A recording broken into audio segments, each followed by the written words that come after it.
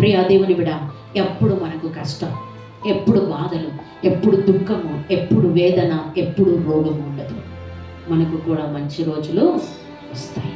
చీకటి పడిన తర్వాత తప్పకుండా ఏం కావాలి? ఉదయం రావాలి. చీకటి అయిందంటే తర్వాత నెక్స్ట్ ఏం కావాలి? ఉదయం కావాలి. సూర్యుడు ఉదయించాలి, పగలు రావాలి. మన జీవితాల్లో కూడా దుఃఖకాలము, రోగకాలము, కష్టకాలము, వేదన కాలము అవి శాశ్వతంగా ఉన్నాయండి. అవి కొంతకాలమే. తిరిగి మనకు మంచి రోజులు వస్తూ ఉన్నాయి, రాబోతూ ఉన్నాయి. దేవుడు మనకు మంచి కాలాన్ని, మంచి దినాలను, సంతోషించి ఆనందించే దినాలను, ఆయన సన్నిధిలో ఉత్సహించి ఆనంద గానము చేసే దినాలను దేవుడు మన కొరకు ప్రతి ఉదయం సిద్ధపరచును గాక. హల్లెలూయా.